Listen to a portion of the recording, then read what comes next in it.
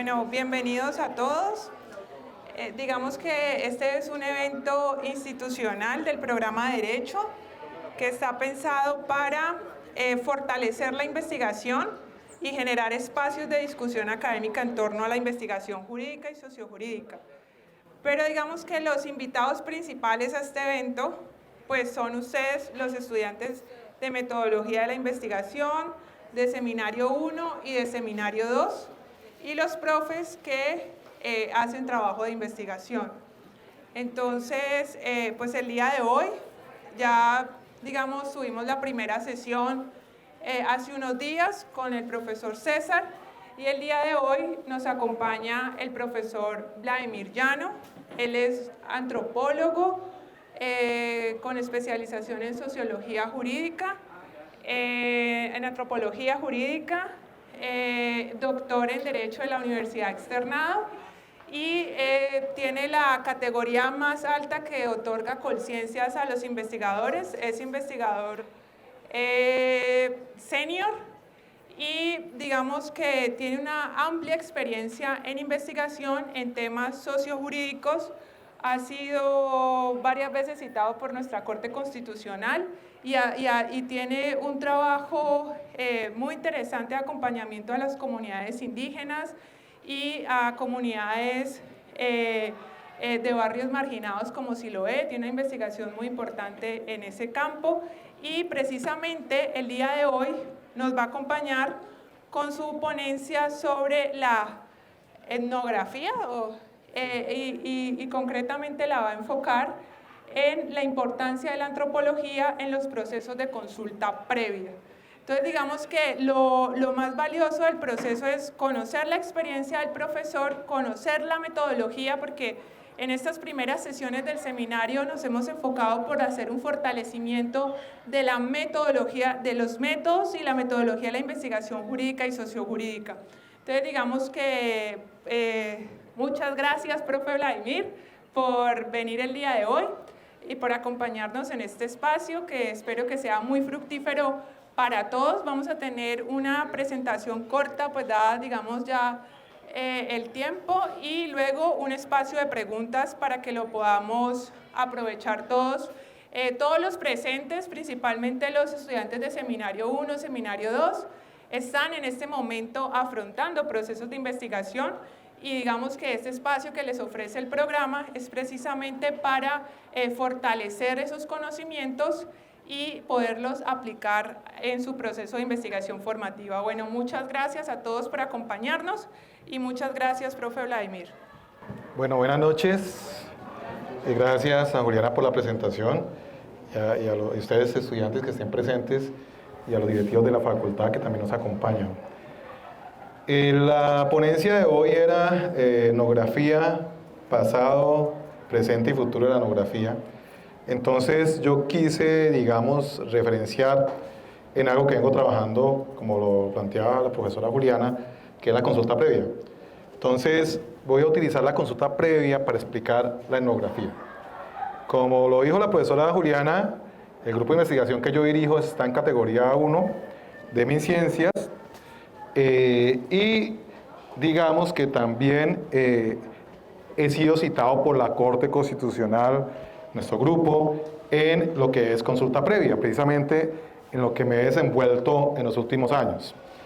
Entonces voy a intentar explicar etnografía y al mismo tiempo consulta previa, porque además la consulta previa tiene que ver con las facultades de Derecho. Es decir, bueno, digamos que no se enseña, pero tiene que ver con el derecho. Por supuesto, por eso la Corte Constitucional nos ha puesto a dar conceptos que han sido citados, porque está relacionado íntimamente con el derecho. El derecho está en transformación permanente, en constante transformación. Yo soy de los que pienso que tenemos que buscar áreas y campos del derecho, que cualquier propuesta de un estudiante, sea o que suene como medio rara, es buena, es importante. Hoy en día lo que más nos interesa es tener propuestas raras, extrañas, porque la sociedad está cambiando y la sociedad se vuelve extraña para muchos de nuestros ojos. Y la investigación consiste en eso, en estudiar lo extraño y lo particular. Por ejemplo, hace unos años el Código Penal decía, el aburrido Código Penal decía, que, digamos, si usted era infiel a su esposo, vamos a colocarla unos años posteriores, por allá en 20 años, que tenga un esposo. Entonces, y su esposo la encontraba con otro que conoció en la Universidad Pontificia Bolivariana y pasó todo eso, y usted fue con él, inmediatamente ese Código Penal decía que podía asesinar a los dos, al amante y a la esposa, porque tenía ira e intenso dolor. Eso fue cambiando, eso se fue transformando, y el Código Penal ya hoy no lo permite, sino que es homicidio agravado. Por colocar un ejemplo, cómo se constitucionaliza el derecho. Pero también vemos cómo cambian las relaciones de pareja. Todos tenemos que comenzar a comprender esa dinámica tan compleja. La ciencia política, el derecho, la antropología, la filosofía, la teología y la antropología, y esa que se encontraban en algún momento cuando decían, pasamos de la poligamia a la monogamia. Hoy vemos figuras muy complejas. Por ejemplo, un juez de Medellín dijo y habló sobre el poliamor. Por ejemplo, sentencia el poliamor. Entonces, digamos que la sociedad está en permanente transformación, las nuevas tecnologías, es un tema que me gusta, las nuevas tecnologías, pero por supuesto mi campo es la consulta previa. Entonces, cualquier cosa del derecho hoy que intentemos interpretar es muy importante. Tenemos que ver la realidad, tenemos que conocerla, la desigualdad, la exclusión, todo eso que vemos todos los días que nos parece extraño. Afortunadamente, el ser humano es eso, impredecible. Entonces, tenemos que comprenderlo desde el derecho. Yo no estoy de acuerdo con que siempre nos vamos al mismo campo y a la misma repetición, porque además vamos a perder estudiantes en las facultades de Derecho. Los abogados tienen que estar en la interacción de las transformaciones y de los cambios actuales. Yo les voy a hablar de este tema, consulta previa con etnografía, voy a combinarlo, ¿de acuerdo? Entonces, ¿la consulta previa qué es? La consulta previa es preguntarle a las comunidades étnicas si están de acuerdo con un proyecto determinado. Es decir, a una comunidad indígena, vea, ¿usted está de acuerdo con que el oleoducto pase por aquí? Usted está, una consulta reciente de millones de dólares, no se imaginan cuánto, está en La Guajira con los guayú. Porque resulta que ahora los gobiernos están buscando energías renovables para no contaminar el medio ambiente. Y la zona de mayor posibilidad de energía renovables o limpias está en La Guajira. Y los guayú habitan allí. Entonces, tendrían que hacer consulta previa a los indígenas si están de acuerdo o no con ese proyecto de infraestructura vial. Bueno, digamos que mi campo de infraestructura, de explotación de los recursos naturales para hacer energía limpia. Digamos que mi campo hacía los proyectos viales. Entonces me tocó en la sentencia de la Corte Constitucional, me tocó un caso en el cual una comunidad indígena del Cauca, digamos, tenía su comunidad ahí en el territorio, y por ahí iba a pasar la doble calzada Santander de Quilichao-Popayán. Y resulta que eso afectaba a ríos, nacimientos, es decir, el futuro de la comunidad del agua. Entonces, habría que consultarle a esa comunidad indígena si está de acuerdo o no. Pero también, dentro de la consulta previa, entran las comunidades negras. Entonces, también habría que consultarle a las comunidades negras si están de acuerdo con proyectos viales. Y el país, geográficamente, tiene una diversidad impresionante. Ustedes encuentran comunidades negras en todo el Pacífico, en el Caribe, comunidades indígenas en el norte, como acabo de nombrarlos en los guayú, o por ejemplo los Kogi que están en ese sitio geográfico espectacular que le tocaría ir de vacaciones, ¿no? ¿Cómo se llama ese sitio geográfico espectacular donde están los Kogi? Río, montañas, nevados. ¿Ah? La Sierra Nevada, por favor, un estudiante alternativo como tú, así, diferente, tiene que ir a la Sierra Nevada. Entonces, claro, la Sierra Nevada están los Kogi, los Arahuaco, hay 4 pueblos indígenas. Entonces, esos 4 pueblos indígenas están allí en esa espectacular belleza geográfica. No por nada nuestro país resultó uno de los sitios más bellos del mundo por su zona geográfica. Amazonía al sur Ipiales, bueno, Ipiales no tanto, pero Ipiales está al sur, una zona fría, tenemos el macizo colombiano y tenemos la Sierra Nevada, es decir, tenemos una cantidad de sitios geográficos impresionantes, pero la mayoría de los colombianos estamos en las grandes ciudades, ¿no? Y en las ciudades intermedias. Muy bien, pero en esos territorios hay proyectos de infraestructura y hay comunidades étnicas y hay que hacer la consulta previa. Bueno, sigamos. Para entender esto de la consulta previa, tenemos que mirar, digamos, qué es antropología. Ahí lo tengo. ¿Cuáles son las especialidades de la antropología jurídica, la antropología? Esos son los puntos que intentaré decir, pero como llegué temprano, entonces creo que me va a reducir un poco. Antropología sociocultural y sus especialidades. En estos días miraba que hay un premio Nobel de Medicina, imagínense esto, un premio Nobel de Medicina que dirige un instituto de antropología evolutiva en Alemania. Se lo ganó él, es el último premio Nobel de Medicina. ¿Y cuál fue su descubrimiento? Ver nosotros en el ADN cuánto tenemos de neandertal. Neandertal. Que es diferente al Homo sapiens. Y aquí todos, ¿qué son? Homo sapiens sapiens. Seres humanos que intentan pensar. Bueno, yo creo que ya piensan, ¿no? Entonces, claro, piensan, ¿no? La evolución dice que pensamos. Entonces, somos Homo sapiens sapiens. El neandertal es un antecesor de nosotros. Y él, por demostrar que esta señorita tiene un 2% de ADN neandertal, se ganó el premio Nobel de Medicina. Se lo acaba de ganar hace una semana. Muy bien, la pregunta es, ¿y eso el neandertal, el Australopithecus robusto, grácil, la evolución humana, le interesa el derecho? También, claro que sí, porque el derecho ¿con qué trabaja? Con las relaciones humanas. Y eso nos descubre y nos dice lo siguiente, ¿cómo así que tenemos relación con el neandertal? Es decir, que tenemos algo por allá en el pasado. No somos tan racionales, tenemos también mucho instinto animal, nuestra estructura de ADN también tiene algo animal, ¿no? No nos podemos olvidar de eso, y eso lo demuestra este premio Nobel de Medicina que acaba esta semana de ganárselo por descubrir esa parte. Entonces, ¿qué sucede? La antropología se ha pensado como eso, como la evolución humana. Yo cuando estudié antropología en la Universidad del Cauca, a mí esta parte evolutiva no me gustaba.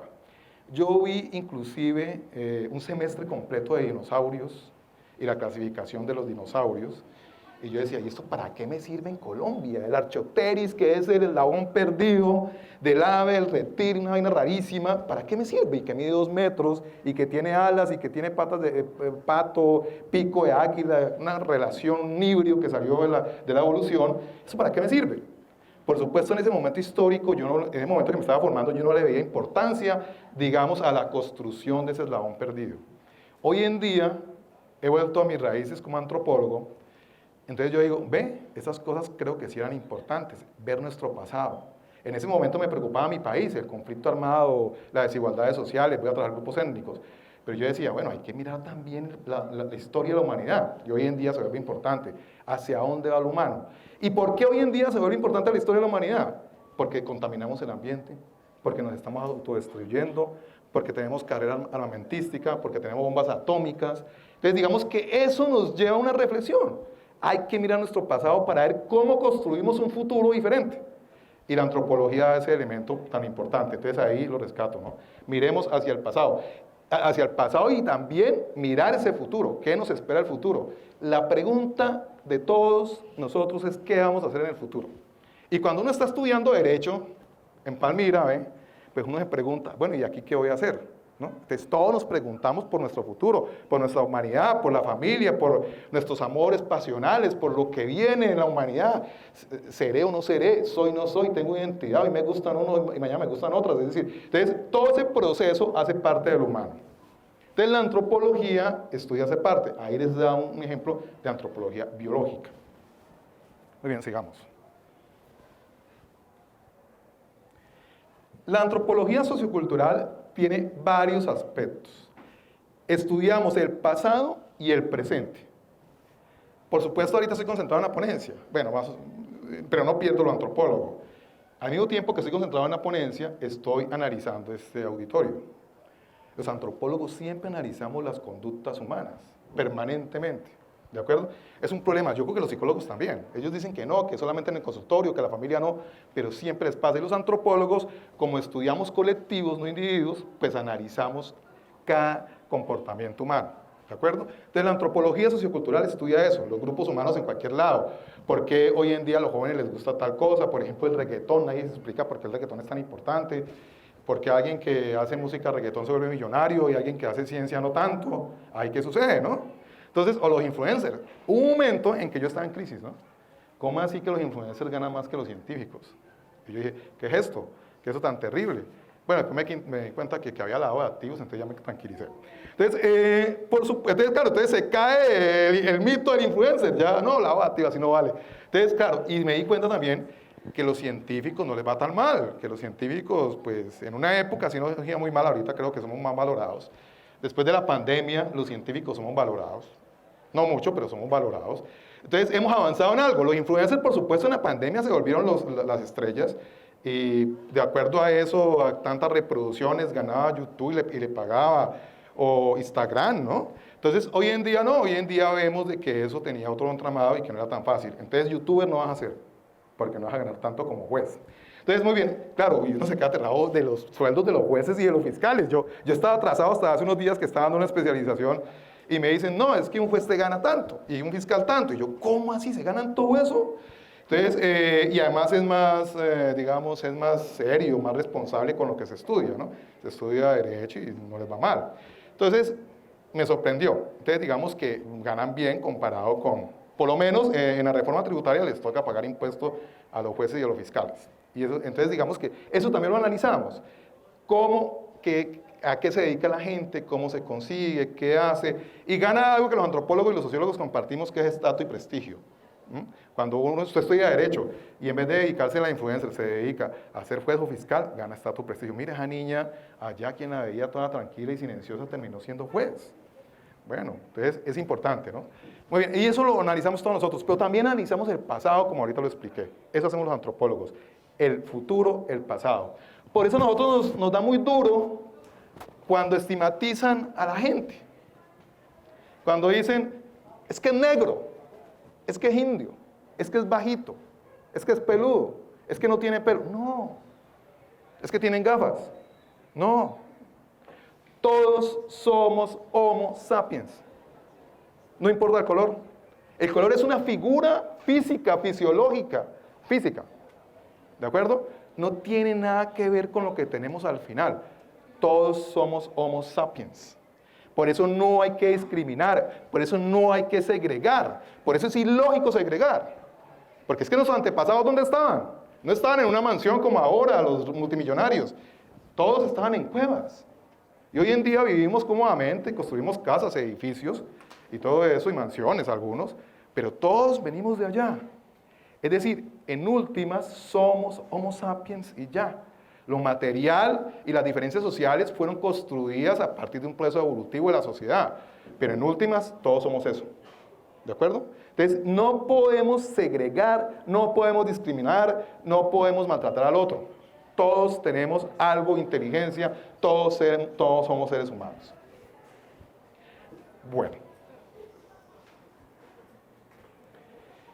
Los antropólogos en un pasado hacíamos etnografía. Ahorita viene el tema con el cual está la ponencia. La etnografía. ¿Qué es la etnografía? Es un método nuestro que se ha utilizado muy comúnmente. Hoy lo utiliza, digamos, todos los científicos sociales. Un minuto. Somos agua, tenemos que ir con el agua. Entonces todos los científicos sociales utilizan la etnografía. ¿Qué es la etnografía? Es la descripción de las conductas culturales. Es un método de los antropólogos que realizamos para describir las culturas. ¿De acuerdo? En esa época, en los primeros estudios etnográficos, el pasado de la etnografía, los antropólogos nos íbamos a vivir con una comunidad 5 o 10 años. Ustedes van a ver las figuras, era impresionante. Los primeros antropólogos se iban con botas. No sé si ustedes se acuerdan de una película, Indiana Jones, ¿no? Un arqueólogo, ¿no? Todos se vestían así, un pantalón café, un sombrero. Ahorita todo el mundo anda de sombrero en Cali, en Palmira, en las discotecas. Bueno, en esa época éramos solamente los antropólogos. Hoy en día todos con su sombrero, bailando salsa, un referente identitario interesante que está saliendo. Entonces, claro, vestíamos y nos distinguían. Inclusive hoy en día dicen, el antropólogo es loco, eso anda con una mochila por allá, eso quién sabe qué es, se dedica a consumir alucinógenos y a ver el mundo. No, miren que no. Entonces los primeros antropólogos se iban a vivir con una comunidad lejana, exótica, diferente, y quedaban años allá intentando hacer estudios políticos, económicos, sociales, familiares, y se encerraban en esos sitios lejanos. Y eran estudios holísticos. ¿Qué es holístico? Que el antropólogo tenía que estudiar la forma de comer, la forma de vestir, la forma de interactuar, es decir, todo. Por ejemplo, en una época, ustedes saben, hay culturas donde las mujeres mandan. ¿Quién va a creer? En Occidente hay culturas donde las mujeres mandan. ¿Ah? O bueno, no sé, a lo mejor mandan en todas las culturas de Occidente. Bueno, entonces, hoy en día sí, ¿no? Hoy en día son protagonistas. Pero a ver, hay una línea, me imagino que lo ven en Derecho Familia, hay una línea en Occidente que es que la herencia se adquiere por el apellido masculino. Y cuando aparece una niña, se pierde esa posibilidad. Muy bien, eso ha venido cambiando con la Corte Constitucional, ¿de acuerdo? Pero hasta hace poco. Antes los únicos que heredaban éramos los hombres porque teníamos ese apellido masculino y cuando salía una niña se perdía el apellido. Y les voy a comentar un estudio de antropología biológica incluso. En los Estados Unidos pasó infanticidio. Las élites estadounidenses, para poder reproducir el apellido, por ejemplo la familia Kennedy, tenían que tener niños y no niñas. Y cuando tenían niñas, las tiraban por allá porque ellos tenían que tener niños. Los grandes emporios económicos, los Rockefeller, hubo un estudio de eso de antropólogos biológicos donde se demostró eso, donde perder a las niñas porque había que tener niños para mantener los apellidos. En una sociedad tan avanzada como los Estados Unidos. Porque es línea patrilineal, el hombre es el que hereda. En Colombia es igual y en América Latina, es decir, es igual, es parecido. Pero hay culturas donde la que hereda es la mujer. En nuestro país, los guayú heredan por línea matrilineal. Los guayú son un matriarcado. Es rarísimo porque muchos han dicho que uno va donde los guayú y compra la guayú, porque paga el dote, ¿no? Uno llega a una ranchería guayú, es que son temas que me gustan, ahí me disculparán si me siento un poco. Uno llega a la ranchería guayú y comienzan a salir las guayú, ¿no? ¿Y qué es lo que sigue? No, tome chirrincho guayú, y uno va tomando chirrincho guayú, y ahorita usted váyase para allá, para el centro, y las ve a bailar a todas. Y eso me explicaban a mí en una ranchería, ¿no? No es que me hayan mentido. Entonces yo llegué y estaba allí parado y veía a todas las guayú bailando, ¿no? Y me decían, bueno, ¿y uno aquí qué hace? Uno emocionado con el licor, y uno dice, bueno, ¿y aquí qué sigue? Entonces me dicen, usted tiene que mirar, aquí lo que se hace es que usted, si le interesa una de las guayú, tiene que pagar una dote. Y dependiendo de la que escoge, usted paga. Y entonces yo dije, pero ¿en dónde está el secreto? El secreto estaba en la sandalia. Porque tienen unos moños en la sandalia, es una vaina rarísima, ¿no? Muy particular. Moño en la sandalia. Y si el moño es grande, es porque hay que pagar más porque es de una familia muy respetada. Y si el moño es pequeño, es porque es una guayú normal. Entonces, dependiendo de su gusto, y en la sandalia, y el moño de la sandalia, usted paga el dote. Interesantísimo, ¿no? Pero, ¿qué es lo que sucede? ¿Por qué se paga el dote por una mujer guayú? Y hubo un debate sobre eso. En todos los medios del Caribe hubo un debate, porque decían de que era una forma de prostitución. Los guayú llegaron y dijeron, ¿cómo así? ¿Qué les pasa en nuestra cultura? No, es porque la mujer tiene un gran valor en los guayú. Y hay que pagar. Y el valor no solamente es por lo que hace, ¿no? Es la mujer, la que está en la casa, la que está al frente, la que domina la familia, porque es matriarcado, sino también porque es la que hereda. Tierra, digamos, no muy productiva, pero tierra. Entonces tiene que pagar por eso. Y usted tiene que respetar a la guayú, porque si usted no respeta a la guayú o no al dote, inmediatamente llega la familia guayú, bueno, etcétera, etcétera. Muy bien, los antropólogos antes nos dedicábamos mucho tiempo allá, después cambiamos y vamos a hacerlo por épocas, ¿de acuerdo? Porque después la antropología se va a dividir en antropología política, antropología jurídica y antropología económica. Entonces vamos a comenzar a hacer estudios digamos, por áreas de conocimiento, no tan generales, no tan holísticos. Por ejemplo, yo estuve solamente un fin de semana en La Guajira y ya con eso fue importante. Y allí surge una especialidad que le interesa a los que estudian Derecho, es decir, a ustedes, que es la antropología jurídica. ¿Qué hace la antropología jurídica? Estudiar el derecho de las comunidades étnicas de todo tipo. La pregunta es, ¿un antropólogo jurídico solamente estudia a los indígenas Nasa, los Guayú, los Misak, las comunidades negras campesinas? No. un antropólogo jurídico puede estudiar el derecho de las sociedades contemporáneas? Claro, del norte global. Muy bien, del norte global. Y a eso, y además, porque ¿qué nos dimos cuenta los antropólogos?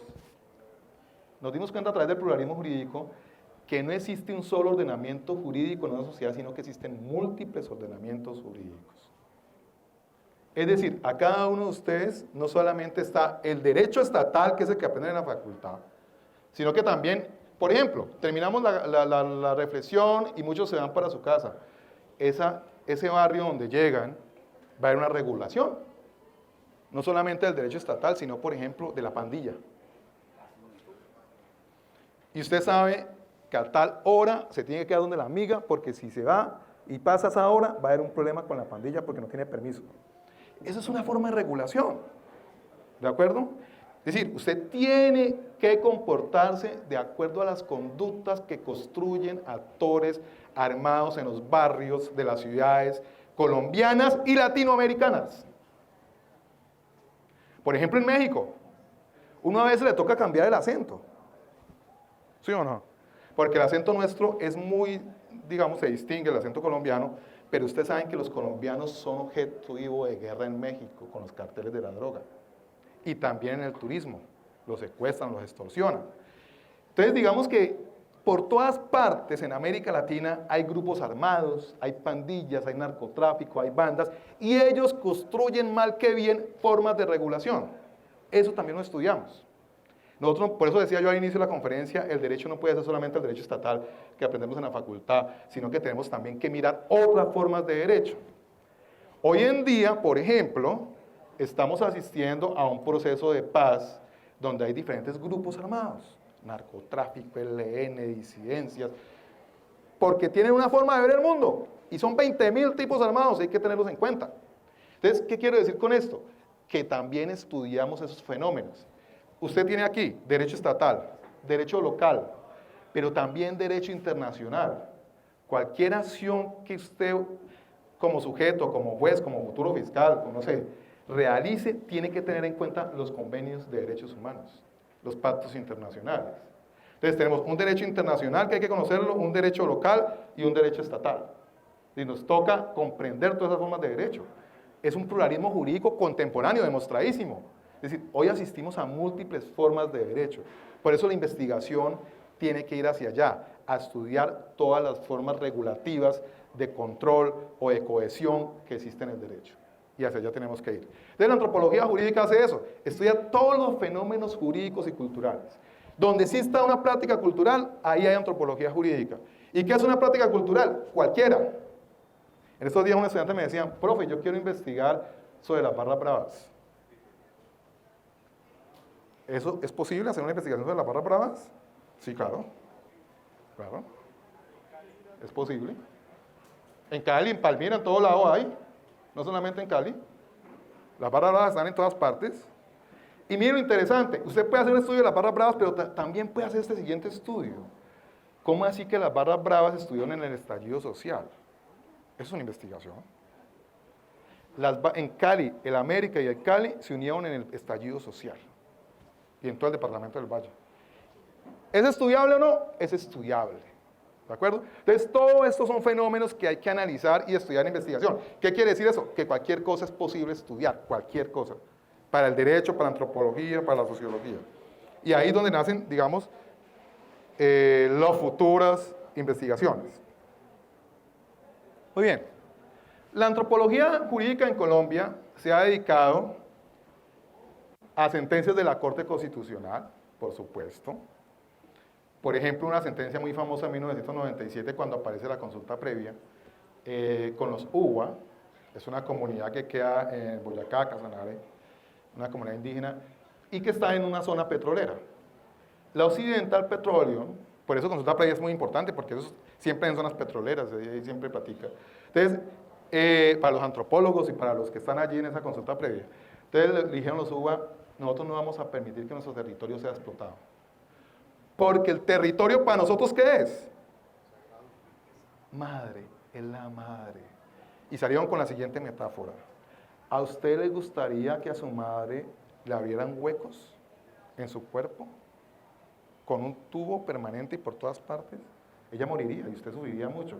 La tierra para nosotros es nuestra madre. Por eso no estamos de acuerdo con la explotación petrolera. Le dicen a la occidental petróleo.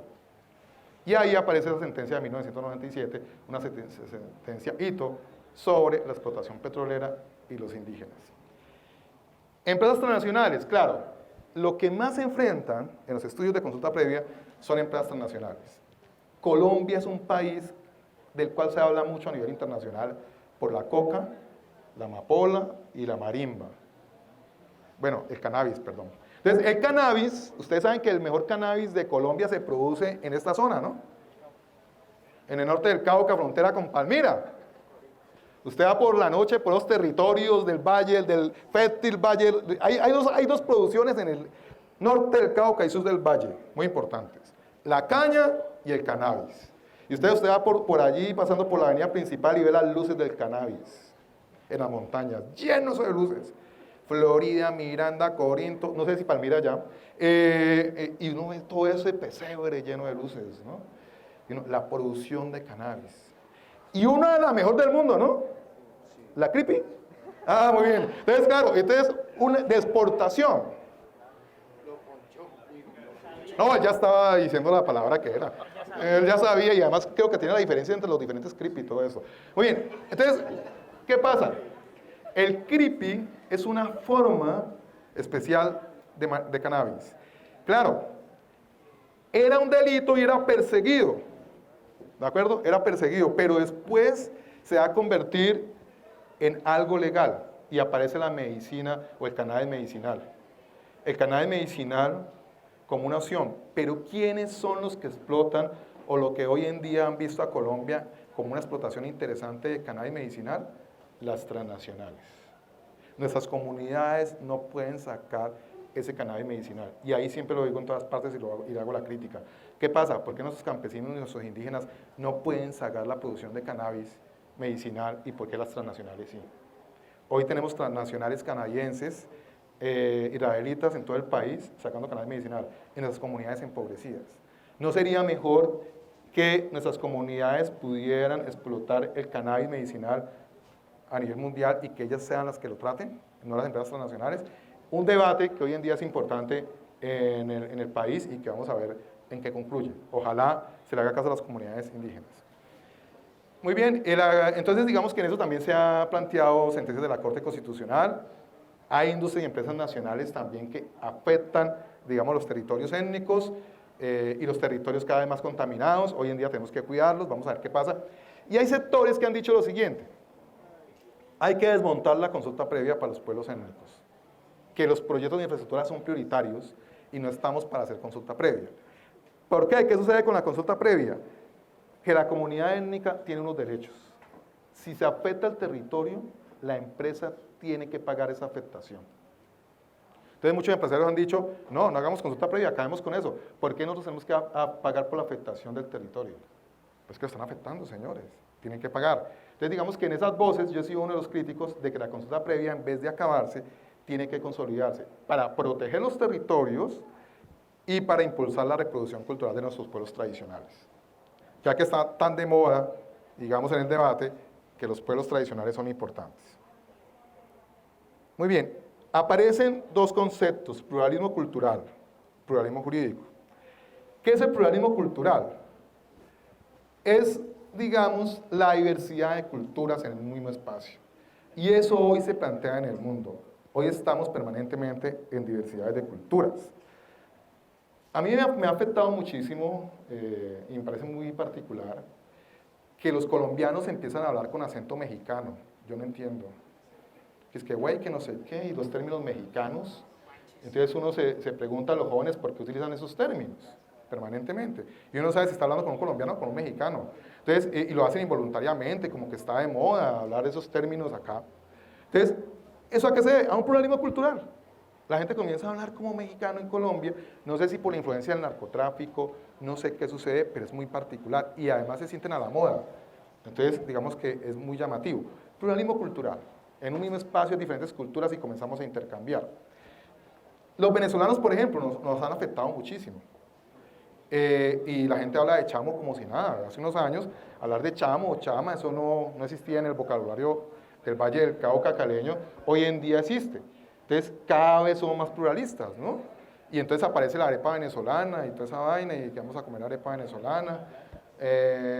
Y bueno, y las venezolanas decían que era un peligro para las colombianas en una época y todo esto, y eso es interacción cultural y que los venezolanos también, y entonces, ¿de acuerdo? Entonces, el pluralismo cultural siempre está.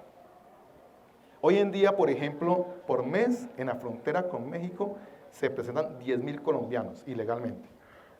Eso es terrible, ¿no? ¿Cómo es posible que nosotros que nos la damos de que somos mejor que Cuba, tenemos una migración de 10.000 colombianos por mes? Ilegalmente. Y también hacemos parte de la migración por el tapón del Darién. Es decir, queremos llegar a los Estados Unidos a como dé lugar. Mire, aquí está la diversidad colombiana, antes de pasar, 102 pueblos indígenas, 10 millones de afrodescendientes y 10 millones de campesinos en Colombia. Es decir, todo lo que hay con diversidad étnica en nuestro país. Por supuesto que la idea es que exista un diálogo intercultural entre diferentes, indígenas, unos 5 millones en Colombia, campesinos, unos 10 millones, aunque según algunos datos pueden ser más, pueden ser entre 10 y 15 millones, unos miembros de comunidades negras que pueden ascender fácilmente a los 10 millones. Es decir, que tendríamos unos 30 millones de grupos étnicos en Colombia. Imagínense eso, 25 millones, la mitad de la población o es negra, o es indígena, o es campesina. Con las nuevas discusiones que se han dado en el Congreso en los últimos meses, se está planteando de que gran parte de nuestra población sería étnica, porque los campesinos van a entrar, ¿de acuerdo? Y por supuesto los pobladores urbanos que siguen siendo muchísimos. Por ejemplo, antes de continuar, estamos en un trabajo ahora de presentar una ley sobre cabildos urbanos. Hice el concepto, por qué es importante una ley de cabildos indígenas en las ciudades. Y estamos trabajando en eso, y lo más probable es que se va a aprobar en algún momento los cabildos urbanos. Eso le va a molestar a mucha gente, porque van a decir, ¿cómo así que los indígenas en las ciudades? Hace 3 días llegaron unos campesinos a una protesta en Bogotá y la comunidad barrial comenzó a sacar a los campesinos. ¿Qué es eso? No, volvemos a la discusión que teníamos ahora. ¿Cómo vamos a ir en contra de nuestros hermanos indígenas o campesinos? ¿Qué pasa? ¿Qué mentalidad tenemos? Un barrio popular en contra de unos campesinos. Eso no lo comprendo. Eso es ilógico en la conducta humana, pero pasa. Hay racismo. ¿Ustedes lo han visto?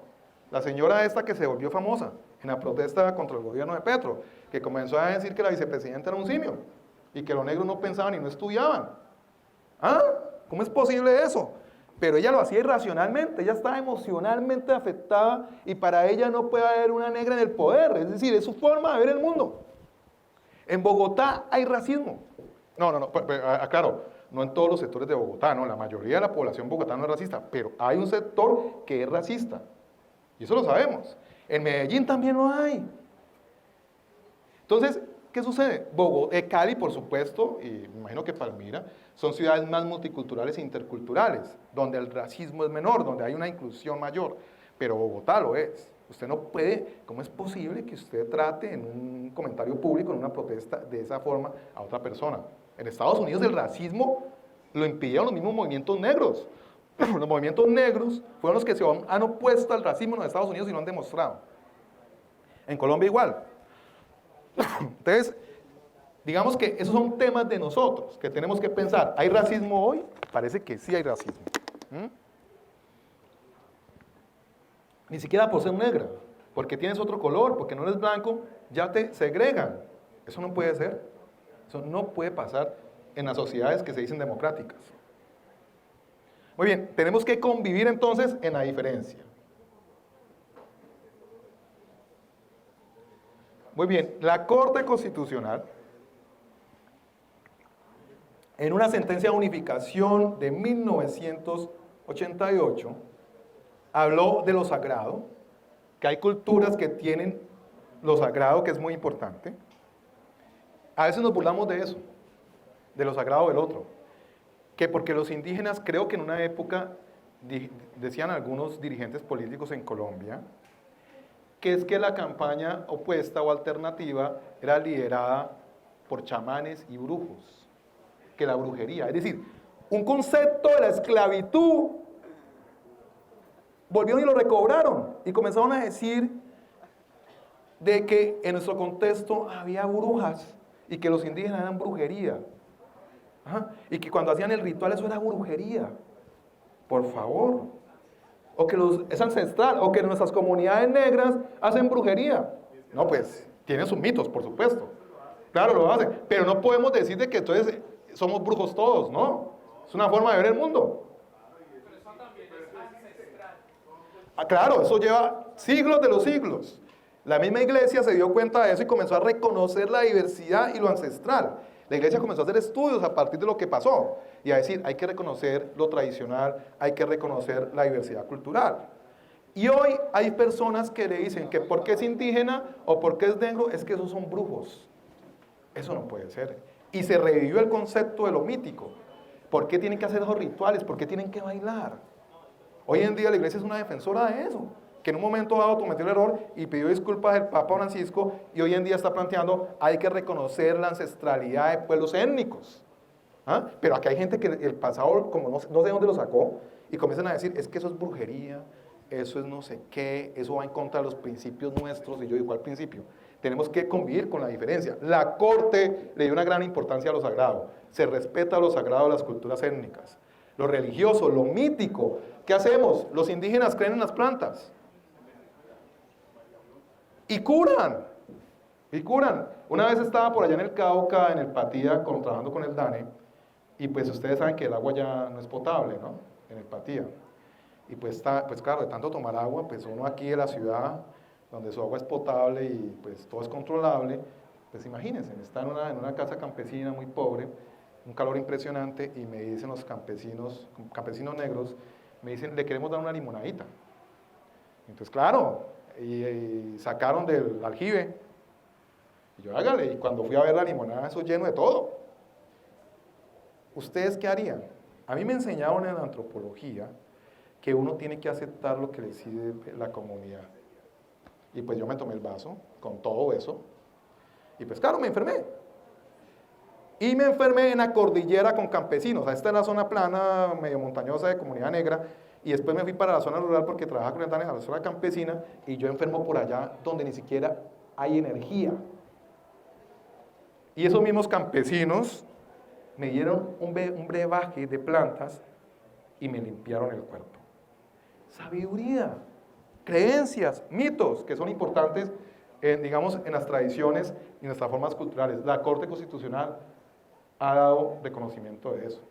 Por ejemplo, los pueblos indígenas del norte del Cauca fueron los menos afectados por el COVID-19.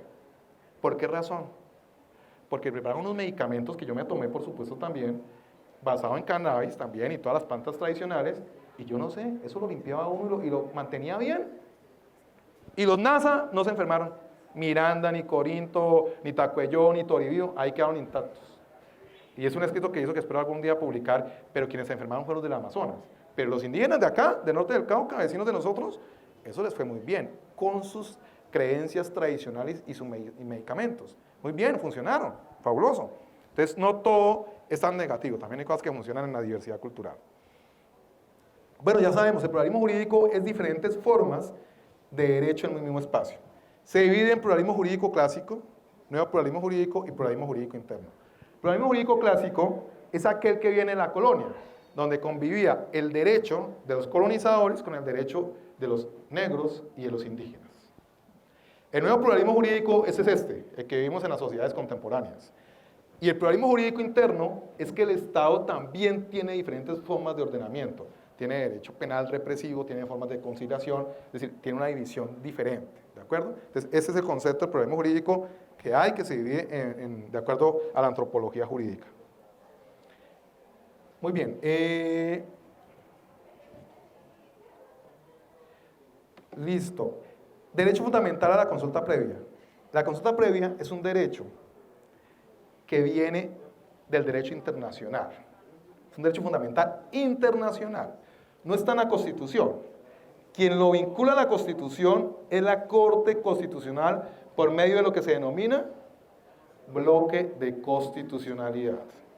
Entonces, a tratados internacionales, la OIT de 1989, el convenio 169 de 1989 de la OIT, se mete la consulta previa. Viene del derecho internacional y algo particular, viene de la Organización Internacional del Trabajo. No viene de la ONU, viene de la Organización Internacional del Trabajo. Ahorita sí está la ONU metida en el contexto de consulta previa. Ese derecho fundamental, digamos, fue muy importante para América Latina. En 1990 llegó y logró proteger los derechos de los pueblos étnicos en toda América Latina. Inclusive a veces es aberrante lo que pasa en un territorio muy importante. Colombia tiene territorios muy importantes de biodiversidad. El Chocó es uno, la Amazonía es otro y la Orinoquía es otro.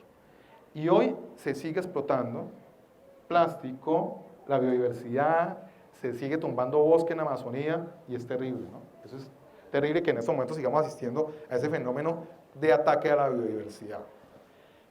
La consulta previa, dice la Corte, se puede garantizar por acción de tutela y protege la multiculturalidad y la diversidad étnica. Por supuesto, en la consulta previa hay tres actores: el Estado, la comunidad y las empresas. El Estado es el regulador, utiliza la Defensoría del Pueblo, los que van a ser defensores del pueblo, los que van a trabajar en la Defensoría, que no es tan malo, al principio uno pensaba que era terrible, pero hoy en día no les va tan mal. Los que van a trabajar con la comunidad, también con la comunidad se puede trabajar como asesores, ahí está la opción, y los que van a trabajar de asesores de las empresas. No falta el que se vaya con la empresa. Es más, la mayoría de los antropólogos y abogados se van con empresas, no sé por qué.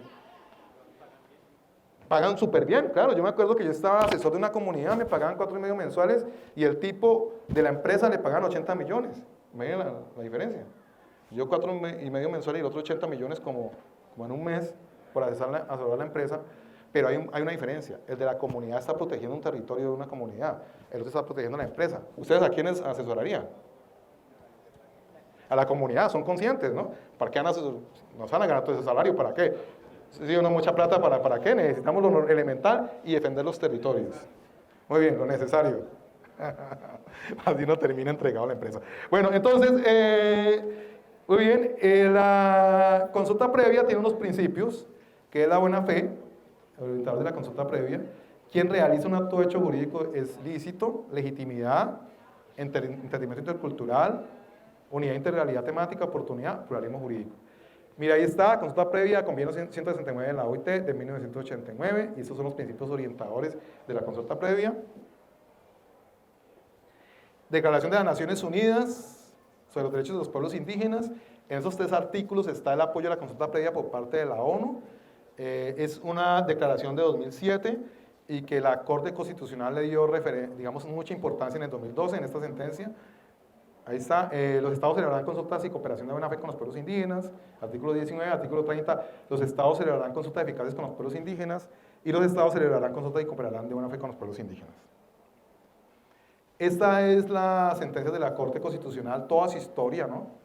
Desde el 92, 97, 97 y 2017, con María Victoria Calle como unos referentes. Ahorita hay otras sentencias que es donde participamos. El modelo de Estado y consulta previa. En el Estado Social de Derecho, este es otro tema, pero me interesa que quede algo general, los derechos sociales fundamentales se garantizan y en el Estado constitucional se garantizan esos derechos fundamentales desde el juez constitucional. Y aparece un fenómeno que es la constitucionalización del derecho. Muy bien, nosotros cuando vamos a territorio, vamos a acabar con esta parte, siempre vamos a compartir con la comunidad. Yo estuve con una comunidad negra en Santander de Quilichao, 6 meses trabajando con un buen sueldo, asesorándolos para negociar con la empresa Consorcio del Cauca, Palabole Calzada, Santander de Quilichao, Popayán. Es un proyecto de 2 billones de pesos y afectaban el territorio, afectaban los nacimientos de ríos y de agua de la comunidad y la parte mítica y ancestral, afectaban todo, lo de ese Consejo Comunitario Negro.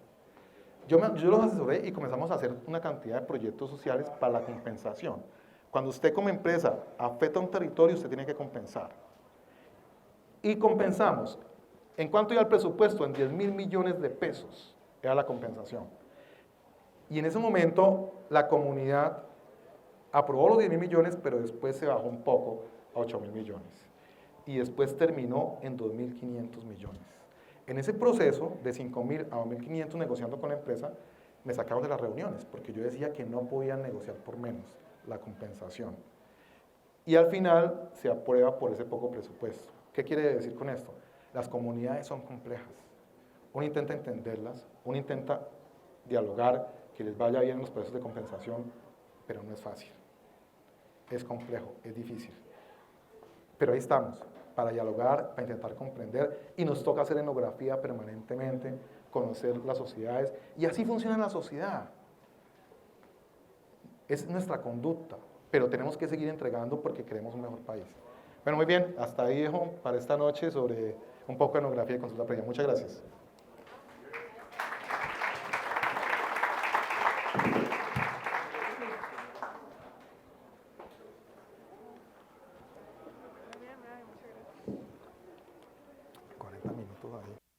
Bueno, muchísimas gracias, profe Vladimir. ¿Inquietudes? ¿Inquietudes? ¿Sí? Acá. Profe. Buenas noches, profesor. Sería bueno explicarle a los estudiantes, usted habló de un trabajo etnográfico, que los estudiantes entiendan sus procesos de investigación, qué es un estudio etnográfico, pues a propósito de la muy buena exposición que usted hizo de la antropología y de la consulta previa.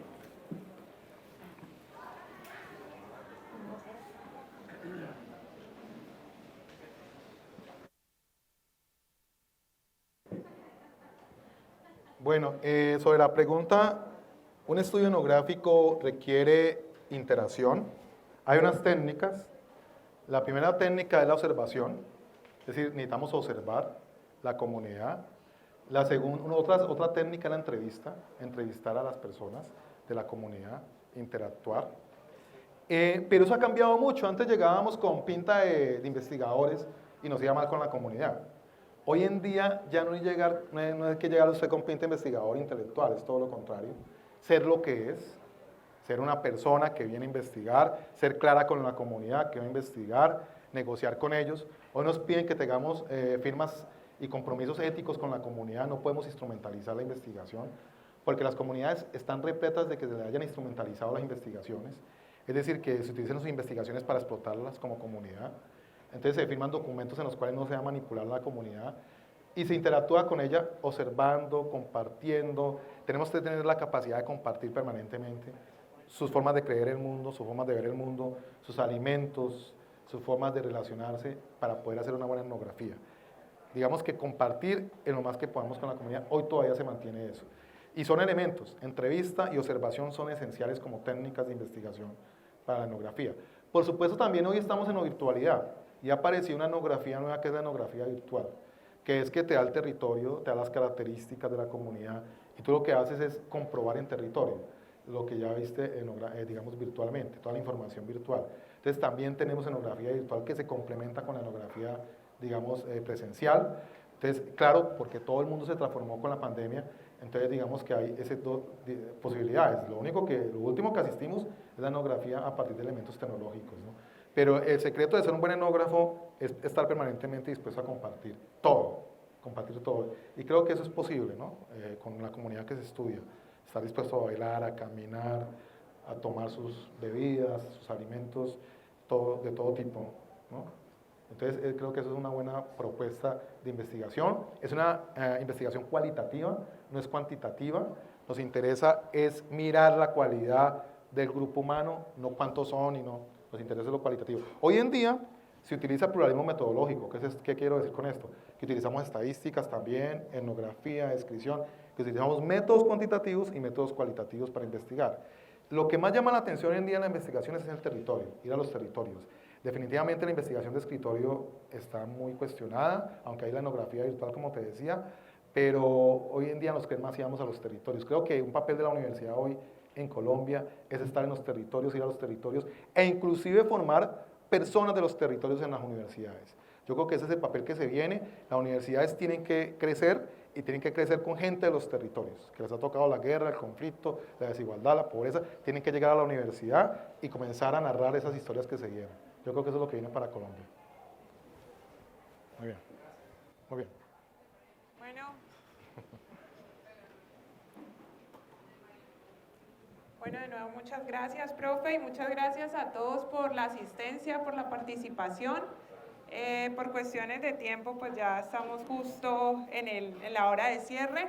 Entonces nos despedimos y los esperamos el próximo año nuevamente con su activa participación en nuestro seminario permanente. Muchas gracias, profe.